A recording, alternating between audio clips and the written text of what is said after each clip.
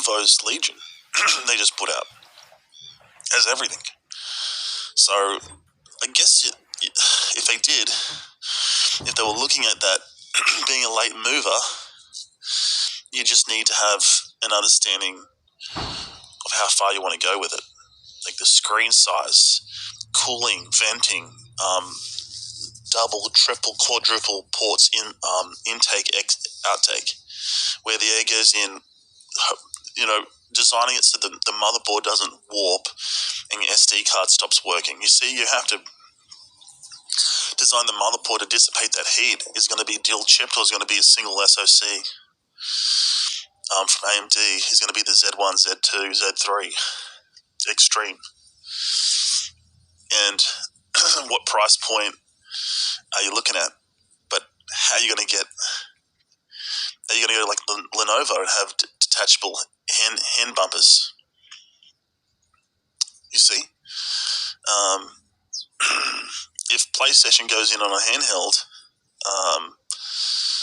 well, you may be forced to go into it, but you still wouldn't have to, because your pocketbook at the moment is software, and that's a risk you don't have to take. You can just sell software. So what's the point of going? Like, what's the exposure? Oh, $1 billion. Well, what about $1 billion into gaming in the next 10 years? The next 5-10 years. You see, how much did the Xbox 360 lose from the chip era? See, that money was just spent into growth, and then the Xbox One didn't get any growth, and then we just scraped it together with Game Pass, sort of thing. And now we want to tally-ho into handhelds, which are still unproven. Sony may fail there. See, it's a failing business. Sony is supposed to be a loss-leading failure. It's just providing peripherals for toys, for peripherals as toys for kids. It's not supposed to be profitable. I thought, you see? And people say, well, what do you mean the company's not supposed to be profitable? Well, it's sometimes capital valuation, which is people buying shares in the company, where the company's profits don't necessarily represent making money. It's just people keep buying the shares, and the profits go down, but the shares won't go down because people aren't selling. You see?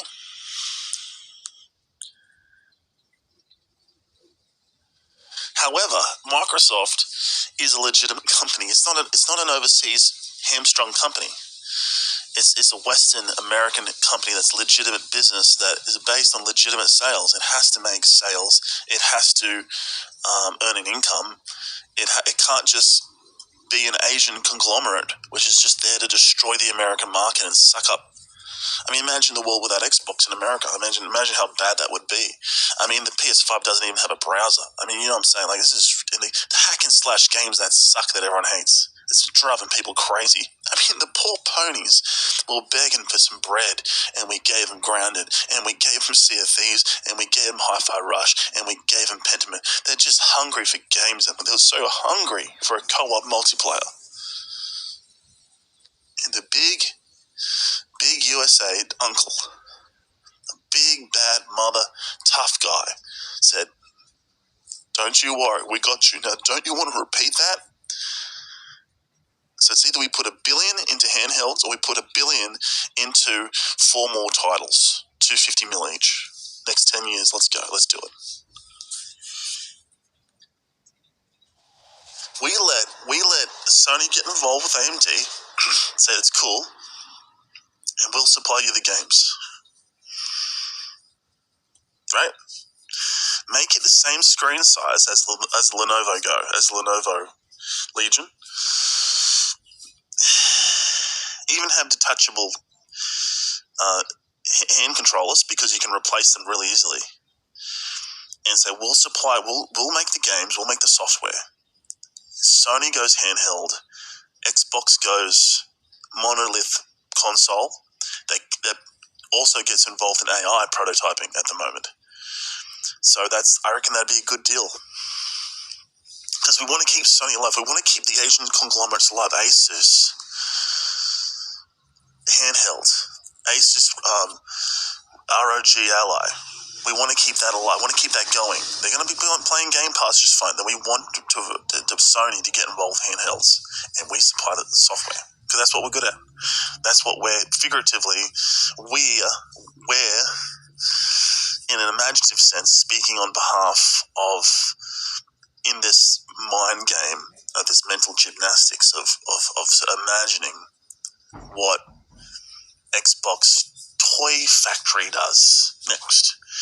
And I think losing potentially them losing billions on a handheld product that Sony should do, and Microsoft has no business getting involved in that level of peripheral. Or that it's a form factor, really.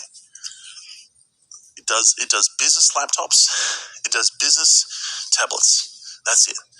It did a plastic toy for 20 years because there was a gap in the market and they wanted to fill that gap for children's toys, and it was an invention too. The Xbox plastic box was an invention. They invented it on a DirectX machine, which was going where no man's gone before. They did what no one really could do or possibly could do. They put together this innovation, this step, and they stepped into it, and they've led on innovation ever since. And that's why they're still in the market. That's why it's going to still be there next year.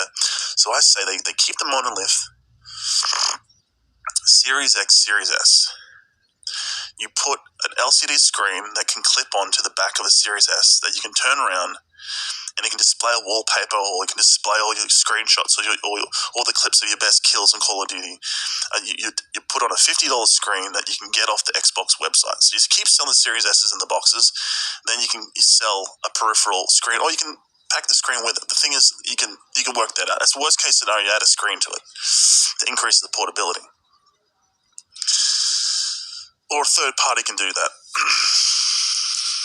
You just have a dock which it just clips onto. That's a plastic molded dog that clips into this USB, right? They'll just have to figure it out. They might have to put the cabling down another end, or have to figure it out anyway. So the main thing is, let me just take a couple of steps back. Let me restart this. Okay, here we go. So Microsoft keeps the monolith consoles, Series S, Series X form factor, right? Mini PC, Series S form factor, right?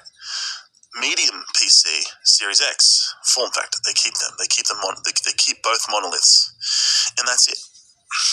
They run the xCloud hubs as a service to the community, which has a high satisfaction return rate of that service. They develop software for the next 10 years. They sell their stuff case by case into crossplay. Sony picks up handhelds, right? If they can possibly even do it. And Xbox sells their games on the Sony handhelds, and Microsoft stays away from the handheld market, for goodness sake. The best thing they could probably do, the very least things, is add an LCD screen that goes with the Series S, make it look sleek. They could even do it through a third party. That's about as much as portability they if they want to, they can do.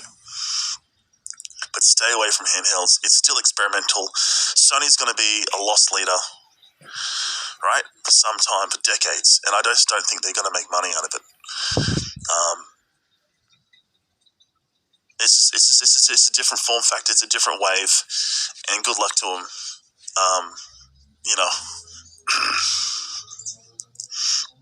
Let the Asian conglomerate of Sony and Asus cover the PC handheld market, because the Asus ROG is very powerful, and we'll look at some drawbacks of figuring out how to cool the thing down, which I don't think they're not going to bring a second one out. I'm sure they'll bring a second one out, because the first one was pretty popular amongst the niche market. And then Sony brings out their handheld, and they cover the market. Let the Asian conglomerates do something. You have to feed them something. If they want to make, look, I'm going to buy one. If they're going to make a really sleek handheld, Sony, and put Xbox games on it, State of Decay 2, Sea of Thieves, Grounded, and they're going to put Xbox games on it, I'm playing it. I'm playing that little bit of peripheral, that form factor. So I guess it's a peripheral form factor.